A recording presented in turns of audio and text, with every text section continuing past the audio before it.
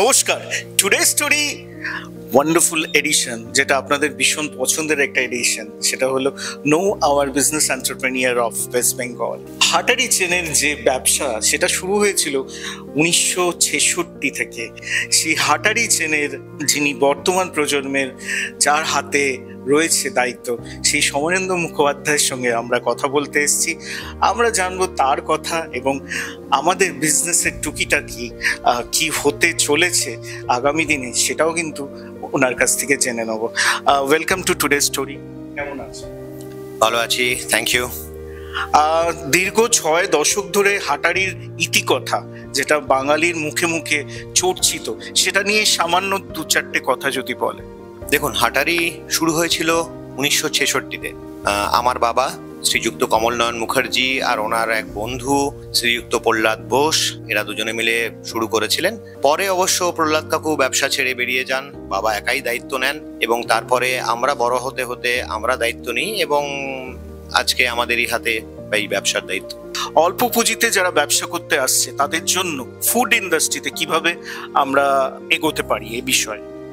দেখুন, অল্প পুঁজিতে যদি ব্যবসা করতে হয় তাহলে প্রথমে তাকে শুরু করতে হবে একটি কিচেন দিয়ে। যখনই আপনি একটা রেস্টুরেন্ট এন্টায়ার সেটআপ তৈরি করবেন, আপনি যখন বসার ব্যবস্থা করবেন, সেখানে অ্যাম্বিয়েন্স, ইনফ্রাস্ট্রাকচারাল অনেক কিছু ইনভেস্টমেন্ট হয়ে যায়। সেটা হয়তো প্রথমে কারোর পক্ষে করা সম্ভব নয়, কিন্তু কিচেন দিয়ে যদি কেউ শুরু করেন, স্বল্প ইনভেস্টমেন্টে তিনি শুরু করতে পারেন। তারপর তার পপুলারিটি যত আস্তে আস্তে বাড়বে, তখন তিনি এক্সপ্যানশন করবেন। সমরেন্দ্রবাবু, যারা ব্যবসা করছে অথচ মাঝপথে তাদের লাভ হচ্ছে না, তারা অনেকাংশে পিছিয়ে পড়ছে বা সেই ব্যবসায় তাদের কোনোভাবে ইন্টারেস্ট পাচ্ছে না, যেহেতু লাভ হচ্ছে না। লাভের জন্য তারা ব্যবসাটা থেকে এগিয়েছিল কিন্তু হঠাৎ পিছিয়ে আসে, এক্ষেত্রে কি বল? দেখুন, আমাদের ব্যবসায় বা অন্য ব্যবসাতেও, আমি অন্য ব্যবসার ব্যাপারে খুব স্বল্প জানি, এই ব্যবসাটাই তো করে এসেছি। 2 ধরনের লাভ থাকে। প্রথম হচ্ছে পার ইউনিট যে প্রফিটটা হয়, যেটাকে আমরা গ্রস প্রফিট বলি। দেখতে হবে গ্রস প্রফিট যেন ঠিকঠাক থাকে, কারণ এই গ্রস প্রফিট থেকেই আপনি যে টাকাটা পাবেন, সেখান থেকেই আপনার ওভারহেড কস্টগুলো মিট আপ করতে হবে। গ্রস প্রফিট না হয় তাহলে আপনি ওভারহেড কস্ট কোনোদিনও মিট আপ করতে পারবেন না। যেন গ্রস প্রফিটটাকে দেখে নিয়ে তারপরে ব্যবসার স্কেলেবিলিটির ব্যাপারে আসতে হবে, যেটাকে আমরা ওভারহেড বলে থাকি। এই দুটো মাথায় রেখে চললে প্রথমে হয়তো স্কেলেবিলিটি না এলেও, যদি তার প্রোডাক্টের জোর থাকে, যদি মানুষ পছন্দ করেন, একদিন না একদিন সাকসেসফুল হয়ে যাবেনই। একদম। আমরা আছি এই মুহূর্তে হাটারির কর্ণধার সমরেন্দ্র মুখোপাধ্যায়ের সঙ্গে। একটা ভালো টিম, যেটা সবচেয়ে সময় ইম্পর্টেন্ট যে কোনো ব্যবসার ক্ষেত্রে, একটা ভালো টিমের ইনগ্রেডিয়েন্টস কি হতে পারে? দেখুন, ভালো টিম মানে আপনাকে স্কিলফুল লোক নিতে হবে, কিন্তু আমাদের ইন্ডাস্ট্রিটা যেহেতু ম্যান পাওয়ার ওরিয়েন্টেড ইন্ডাস্ট্রি, যেখানে মানুষ কাজ করে, মানুষ তার এফার্ট দিয়ে জিনিস তৈরি করে, সেখানে এর থেকেও বেশি ইম্পর্টেন্ট হলো সেই মানুষকে ঠিকঠাকভাবে আপনাকে অনুপ্রেরিত করতে হবে। এই অনুপ্রেরণা করাটাই হচ্ছে আসল সিক্রেট। ভালো মানুষ আপনি কটা পাবেন, কিন্তু যে কোনো মানুষকে দিয়ে কাজ করিয়ে নেওয়াটাই হচ্ছে আসল ট্রিকটা। একদম। আর সবচেয়ে বড় ইম্পর্টেন্ট, আমরা যারা উদ্যোগপতিদের সঙ্গে কথা বলি, নতুন ইনোভেশন, সেটা কিন্তু ভীষণ দরকার আজকের এই ব্যবসার ক্ষেত্রে। আপনি কি মনে করেন ইনোভেশন কতটা ইম্পর্টেন্ট? ইনোভেশন কি কি ক্ষেত্রে করা উচিত?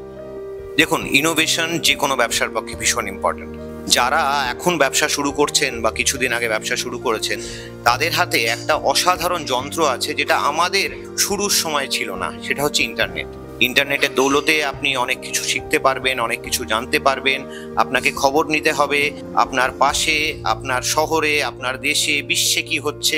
আপনি যত ইনোভেট করবেন তত আপনি এগোবেন। Innovation is an intrinsic part of every business. একটা ব্যবসার উন্নতিকে সারা সময়টা ধরে, যতদিন ব্যবসাটাকে আরো দীর্ঘভাবে নিয়ে যাওয়া যায়, উন্নতিকে ধরে রাখার ক্ষেত্রে কি কি করা উচিত? দেখুন, খাবারের ব্যবসা তো, সেজন্য প্রথম যে শর্তটা যেটা আপনাকে মানতে হবে, সেটা হচ্ছে খাবারের স্বাদ। কিন্তু আজকের মানুষ কেবলমাত্র স্বাদ নিয়েই তৃপ্ত নন। আপনাকে তার সঙ্গে সার্ভিস দিতে হবে, আপনাকে তার সঙ্গে অ্যাম্বিয়েন্স দিতে হবে, এবং আপনাকে এটাও মাথায় রাখতে হবে যে যেন লোকের পক্ষে সেটা অ্যাফোর্ডেবল হয়। তো এগুলোই primary basics of our industry. একদম। এবং একটা বিজনেসের প্রোডাক্ট, অবশ্যই একটা প্রোডাক্ট, এই প্রোডাক্টটাকে কিভাবে আরো ভালো করা যায় এই ব্যাপারে কি বলবেন? দেখুন, প্রোডাক্ট ভালো করার জন্য যেটা আপনাকে একটু আগে বললাম, আপনাকে নলেজ নিতে হবে আশেপাশের জায়গা থেকে, আপনাকে নলেজ নিতে হবে বিশ্বে কি হচ্ছে তার থেকে। আমি যেটার উপর খুব জোর দিই, যারা আপনার কাছে আসছেন, আপনার সেই পেট্রনসদের কাছে আপনাকে জানতে হবে যে তাদের প্রেফারেন্স কি, তারা যেটা চাইবেন, তারা যেরকম চাইবেন সেই রকম ভাবেই আপনাকে ইনোভেট করতে হবে। তো সেখান থেকেই আপনি পেয়ে যাবেন এর সূত্রটা যে আপনার কি করা উচিত। চাইনিজ খানাপিনা লেগেসি আমাদের হাটারির দীর্ঘ 6 দশক ধরে আমাদের কাছে এই শহর কলকাতায় বয়ে চলেছে। এখন কিন্তু আর শহর কলকাতা নয়, শহর কলকাতা পেরিয়ে উত্তরবঙ্গের দার্জিলিংয়ে কিন্তু এখন হাটারি আসতে চলেছে।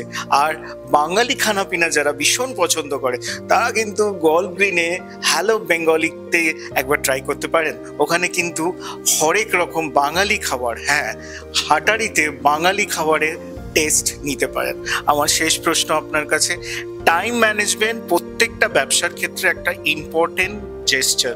প্রত্যেকটা টিমের সঙ্গে সমন্বয়ের জন্য টাইম ম্যানেজমেন্ট কতটা ইম্পর্টেন্ট? দেখুন, টাইম ম্যানেজমেন্ট ভীষণ ইম্পর্টেন্ট। আপনাকে একাধারে আপনার যারা কাস্টমার তাদের সঙ্গে সময় দিতে হবে, আপনাকে অ্যাডমিনিস্ট্রেটিভ কাজে যথেষ্ট সময় দিতে হবে, কারণ অ্যাজ ইট ইজ আমাদের এই ইন্ডাস্ট্রিতে অনেক ধরনের লাইসেন্স, অনেক ধরনের ট্যাক্সেস, অনেক ধরনের কমপ্লায়েন্সেস রয়েছে, সেগুলোতে অনেকটা সময় যায়। আবার যারা আপনার ফাউন্ডেশন, সেই বিজনেসের আপনার যারা লোকেরা রয়েছে, আপনার যারা সঙ্গীরা রয়েছে, তাদের মানসিকতাটাও আপনাকে মেনটেন করতে হবে। তো এই সবগুলো করতে গেলে আপনাকে টাইম ম্যানেজমেন্ট খুব ভালো করে শিখতে হবে। একদম শেষে এই প্রশ্নটা না করলেই নয়, যারা নতুন উদ্যোগপতি শহর কলকাতা এবং পশ্চিমবঙ্গ ডেস্টিনেশন করতে চাইছে ফুড হাবে, তাদের জন্য পশ্চিমবঙ্গ কতটা সাহায্যকারী এবং ভালো একটা pitch for the food business, কি মনে করেন? দেখুন, পশ্চিমবঙ্গ মানে তো বাঙালি, প্রধানত বাঙালিদের মতো খাদ্যরসিক আপনি অন্য কোথায় পাবেন আমি জানি না। এখানে কমার্শিয়ালি ভলিউম যাই হোক না কেন, ভ্যারাইটি যদি আপনি ধরেন, তাহলে আমাদের ভারতবর্ষের পশ্চিমবঙ্গ কিন্তু সর্বসেরা আমি মনে করি। এটাই হচ্ছে আইডিয়াল জায়গা আপনার কোনো নতুন ভেঞ্চার শুরু করার জন্য। একদম, পশ্চিমবঙ্গ মানে আমাদের বাংলা আইডিয়াল জায়গা। আপনারা যারা নতুন উদ্যোগপতি আছেন, ফুড বিজনেসে যারা আসতে চাইছেন, হাটারির কর্ণধারে সাজেশন হলো একটা বাঙালি সত্যিকারের একটা সুন্দর পিচ, যেটা বলে এখন আইপিএল যেহেতু চলছে, এই পিচে কিন্তু আপনারা এসে নিশ্চয়ই আপনাদের ব্যবসাটা করতে পারেন। আপনারা নিশ্চয়ই লাভবান হবেন, তবে ধৈর্যটা ভীষণ ইম্পর্টেন্ট। এবং আজকে আমরা ছিলাম সমরেন্দ্র মুখোপাধ্যায়ের সঙ্গে, হাটারির কর্ণধার।